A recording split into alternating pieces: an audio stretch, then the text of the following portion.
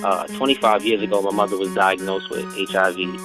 And, at that time during the 80s, it was basically like a death sentence, but fortunately, 25 years later, she's still going strong.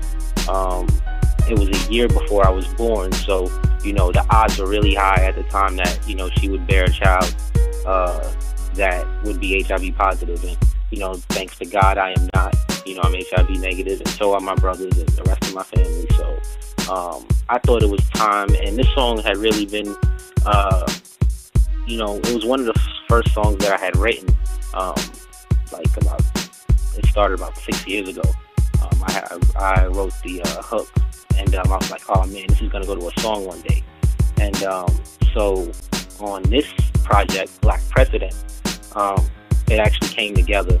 I was able to get in the studio with blends, and we were able to track out a beat and arrange it into a song. And then we got an artist out of Jersey City, Miss Melrose. She's the vocalist, an R&B vocalist, and we got her on the chorus. She did an amazing job. And basically, the song is it's a tribute to my mother, but it's also a song, that's telling people to take the medicine, to take the treatments, whether it be for HIV/AIDS or for cancer treatments, or it's just it's not about anymore how long you live. Really, it's about the quality of the life that you live, and the people that you touch, and the people that affect you, So it's really like a thank you to my mother and to all those people who are living through really important, serious conditions, but they find the strength every day to take their treatments and, to get up and make more out of life for themselves and their families. For as long as I can remember, my family, we've been participating in the AIDS walk about every year, almost every year. And I just thought it was time for Brooklyn Collectiv, to start getting into that. So we've organized the Collective Cares, which is like our non-profit organization. It's really a brainchild right now. It hasn't really taken any kind of shape yet. But this is going to be our first initiative, which is trying to get people out to the AIDS walk, and support the cause. We're definitely also behind, other than HIV/AIDS awareness, we're also behind homelessness, cancer research, and other big issues like that. But we wanted to first, start with something and get people out, and understand that Brooklyn Collectiv, we're much more than just music. It's a culture, it's a movement, and we have ideals, we have values, and we're trying to really strengthen our communities and, and bring something, give something back to families. Did you feel like you had a different lifestyle or a different routine than a normal kid? It's kind of funny. Growing up at the time, I don't think I felt anything was different. But the way that we grew up, my mother would have literature everywhere. She would have pamphlets, and she would have her, mail and everything everywhere. So the way that I learned to read, other than my mother and my brother sitting down with me and teaching me to read, was I would find those pamphlets. And I don't know if other people did this as a kid, but I would always fill in like the B's and the D's, any letter that had like a circle in it. I would take a pen or a pencil and I would fill in the B and the D's and the P's and stuff like that, and the O's in it. So I would find her mail. I remember I told my mother when she first told us that she was HIV positive, I told her, I said, I've known since I was like 5. And the reason why I've known is because I would take her mail that the doctors would send that would tell her, her T cells, they would tell her, that they were up, to 1,000 or 1,800. And I remember that at 5, I was reading that in the mail and in the different pieces of paperwork that were throughout the house. And that's how I learned how to read. And that's how I knew what my mother was dealing with. But I didn't know, of course I didn't know the extent of it at the time. But, as I got older, I started to look back and think. And as I think about it now. And when I was younger, it was kind of like some resentment because I was afraid that my mother would pass away, every day. I didn't know, how long she would live. Because like I said, at that time, the stigma was that, people didn't live for too much longer. They found out they had HIV/AIDS. They had HIV, it turned into AIDS, and then they passed away. so I was really afraid every day that my mother would pass. But growing up, she didn't let us feel that. There was no, impending doom. She was always the most healthy mom. She was the hot mom on the block. She took everybody out. She took everybody out to the pool and stuff like that. So my mom was like neighborhood hero. I got into fights with kids. They ended up bleeding, and then my mother would, nurse them back to health because she was in the Army. She was a medic. So, my mom was like a hero to, not only myself, but to, all the kids that I knew. So that's the only thing I remember.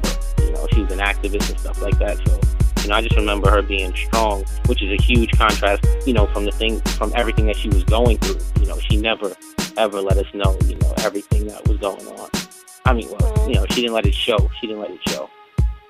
Talk a little bit about what your mom does in the community, especially for those who are suffering with the disease like she is. My mom, right now, she's like a peer counselor for Housing Works in East New York. So you can catch her. She does peer education courses or classes.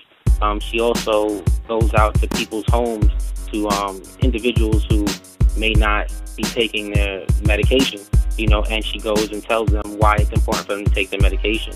She does one-on-one,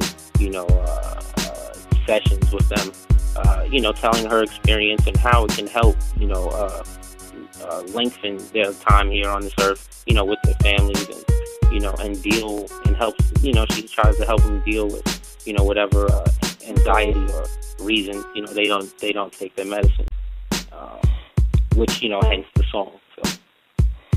All right, got you. Well, that's an incredible story, Sag. Before we go, I want you to talk a little bit more about Brooklyn Collectiv. Okay, Brooklyn Collectiv was founded by myself and DJ H Blends, formerly DJ Guns Out. We founded Brooklyn Collectiv in February 2006 together, unofficially. Officially, we founded it in around October 2008. But basically, our vision is to create music and to develop artists, without boundaries, to allow them the creative control of their music that major labels don't allow artists nowadays. Just to create music, for the passion of it, and to affect, like I said, earlier, to affect our communities and the families and our neighborhoods with our music. So I mean, and we do that, and we do this. It was founded in Brooklyn.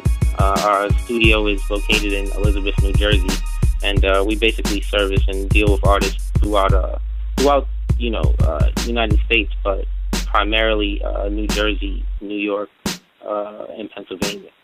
Right now we have Jay Sai. She's our fashion consultant. She's also a featured artist and a model. We have Young Image. She is one of our artists. As I said, DJ H Blends, myself, Sagittarius Black, DJ Trigger Bashment, and then we have a whole lot of artists that we associate and affiliate ourselves with. Of course, Encore Status Entertainment is a great partner. For the future, what we have set up, of course, my project, Black Precedent, the focus on that, and obviously the title, we're trying to go in a direction we haven't gone before.